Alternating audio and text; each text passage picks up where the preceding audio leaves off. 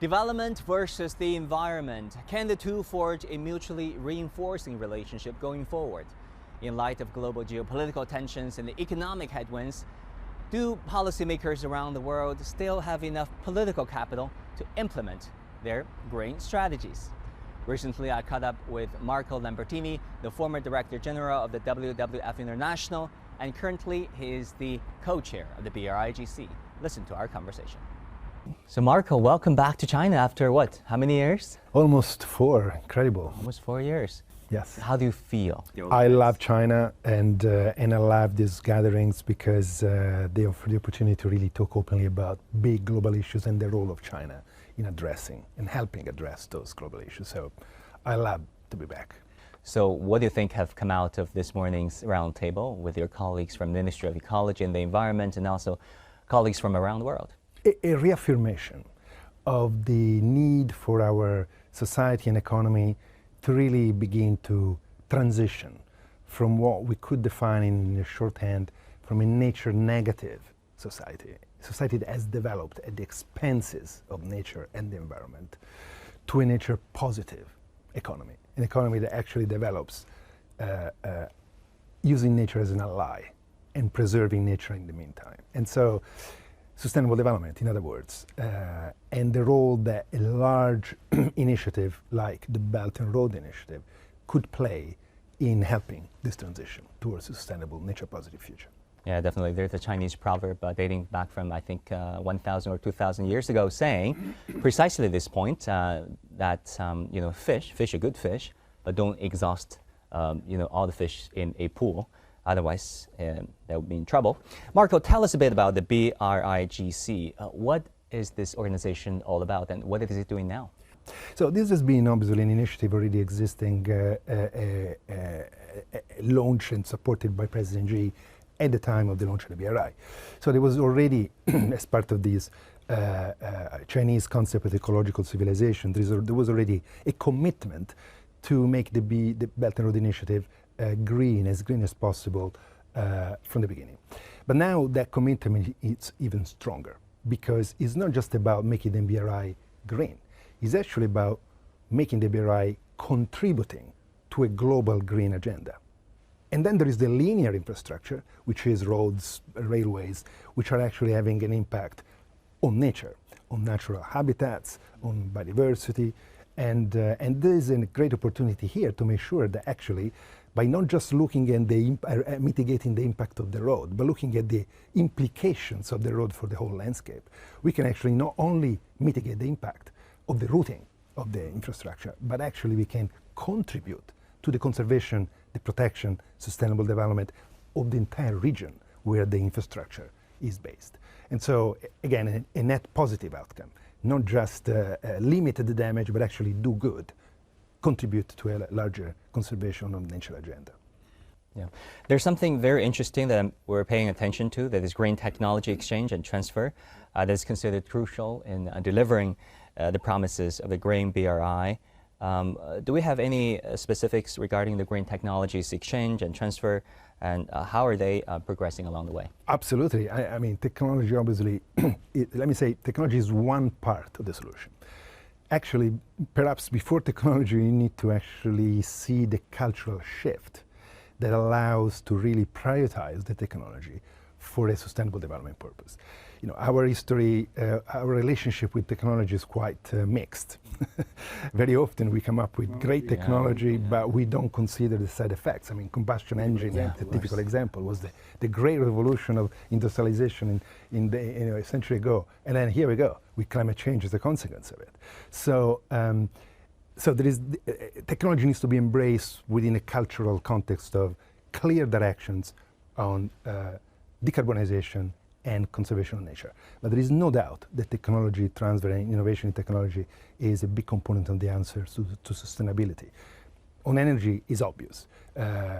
We have now the technology, thanks honestly to the major investment of China in solar and wind years ago, and now crashing the price, which is making renewable energy truly competitive with fossil fuel, in fact, much more smart and effective. So in that sense, boosting renewable energy, transfer of that technology, and the newcomer on hydrogen and other sources of renewable energy, clean energy, it's the way. When it comes to nature, it's about new technology in how you exploit forests, rivers, and ocean, or resources in a way that is sustainable. So there's plenty of room for innovation, but as I said earlier, we need to see financing, public and private, shifting to support that innovation. There's still $1.8 trillion spent in the shape of public subsidies that actually are still going in supporting the old model. Fossil fuel, chemical agriculture, intensive fishing, etc., etc. That needs to shift. If you don't make that shift, innovation will remain niche and it won't become mainstream. Yeah, there are a lot of conspiracy theorists out there, doubting the theory of climate change. We've seen quite a bit in 2016, where I was in Washington covering the political campaign trails there. Marco, how would you assess the role of China in not only the greening of the Chinese economy, but also in assuming this global green leadership role, if you will? Well, I mean, China is in an absolutely fantastic position to lead this transition, or to help lead, contribute to this transition in a significant way. First of all, you are at the epicenter of the global economy as a major manufacturing and more country. So, the decision that you take have repercussions globally, inevitably, through the supply chains you are part of. Secondly, you also are geopolitically in a position that is close to the developing world. You're seen as a peer of many developing countries, and so you're in a position to forge a very different relationship, narrative discussion than perhaps the North and the West is in some cases. And I think China has demonstrated by scaling up first domestically and then internationally, for example, renewable energy technology, that you can do that in so many other fields. One thing which is one of my dreams is that China could repeat that incredible contribution to the world, a gift to the world of reducing the cost of renewable energy in the field of biodegradable plastic, polymers. Plastic is another big issue that we're facing today. It's increasingly dangerous, we understand, increasingly dangerous for human health as well as for ecosystem and environment. And so imagine if China could develop a technology that really come up with polymers which are truly highly biodegradable, and which are now already there almost, but need the investment to be scaled up, crash the price, the world will be ready like it was with solar panels to embrace it. So China has got plenty of opportunities because you have the economy, the size of the country, and your position in global supply chains. Yeah, we've been talking to some colleagues at the WTO and then treating the plastic industry, overhauling the plastic industry and adopting more biodegradable stuff is something very high on their agenda. Well, look, there is a clear parallel. We're phasing out fossil fuel with renewable energy in terms of energy production. We should phase out fossil fuel-based plastic and move to a different type of polymers, which are much more sustainable and biodegradable. Coming back to the topic of the green BRI, I know there's such a thing as a traffic light system to rank BRI projects as green, less green, not green at all. Tell us a bit about that, if you don't mind. Yeah, this was a very courageous, bold decision of BRI Green Coalition, because for the first time injected a mechanism of scrutiny and assessment in a very simple way as well, so it was easy to communicate, to understand, in terms of the impacts, the level of impact of projects within the system. Now what we need to see, so that's great, and has been already increasing visibility, transparency and all the rest. What needs to happen now is to refine the traffic light, including also now the new goals about nature and that have been approved and agreed recently, as I mentioned earlier, but also then have a mechanism to intervene with incentives, disincentives, cost of capital and all the rest that would actually help push the green project and stop the red ones. Yeah. Marco, you have been in conservation industry. Actually, you have exercised the conservation leadership for 35 years, right? Through WWF. Unfortunately, with one hand. No, that's a very valuable experience that you can share with some of our audience, maybe on how exactly did you change attitudes and practices when it comes to conservation? What were the challenges and maybe some of the highlights that you're very content with? Oh, I mean, this would be an interview on its own in 35 years. But listen, I actually, when I speak to young people in particular, because there is a problem actually. We're facing a problem, a serious problem these days, and many polls are highlighting that. A lot of young people are feeling very anxious about the future, very anxious. And one of the key reasons for their anxiety is actually environment, the bad state of the environment that they envisage for the future, and the consequences of that.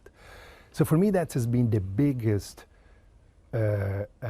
change over the last few decades in the way we perceive nature. Nature destruction, nature loss, extinction, all the issues, pollution, is not any longer just something people are outraged about or sad about. People are actually worried. And that creates a completely different attitude to the issue. The moral argument that we've been actually, an organization like WWF, we are born about, moral argument, our duty to coexist with the rest of nature is still very strong. For me, it's super strong. For many of us, for many people. But hasn't really managed to change the system and the behaviors the way we want it. When the issue of nature conservation becomes actually material, personal, touches your lives, your economy, your health, then things are taken more seriously. And that's what I've seen exactly over the last few decades. Nature was taken for granted, was loved but taken for granted. Now nature is a concern, and it's something that we understand. In fact, we understand we depend on nature, frankly, much more than nature depends on us. We aren't going to be the one paying the price, our children. The moral duty is not any longer only about tigers and elephants and whales. So they have the right to have a space on the planet. It's also about our children, and that makes the argument much more universal and compelling. Very well said. Finally, we're marking the 10th anniversary of the Belt and Road Initiative, something that has been conceived in Astana, Kazakhstan 10 years ago by the Chinese president there, giving a speech to an audience in Central Asia. 10 years on, there are debates about the merits of this project. I guess the jury might still be out, but what do you think of this project 10 years on? The jury is still out, of course, but let's remember, the project is nested in the current economic development model. It's not broken free from that yet. And so, for sure, any infrastructure project to this day, it's still having an unacceptable impact on the environment. But we're seeing movement and progress in the right direction. That's where we really need to focus on, and to accelerate that transition. And that's what the initiative that we are launching today, the second phase, in fact, of the Greening of the Belt and Road Initiative, is all about. It's about now that we know what we need to do, now we need to apply in the design phase, implementation phase of infrastructure investment projects and deliver the outcome that we want. Positive for the economy and the growth, positive for the environment, and social development. And I think all this is possible. And I can tell for sure that the commitment, the political commitment behind this is very strong. That's why we have agreed to join this initiative. Marco, so good to see you back in China. Thank you. Thank you. Thank you for watching this episode of The Hub on CGTN. Our news coverage continues. Bye and take care.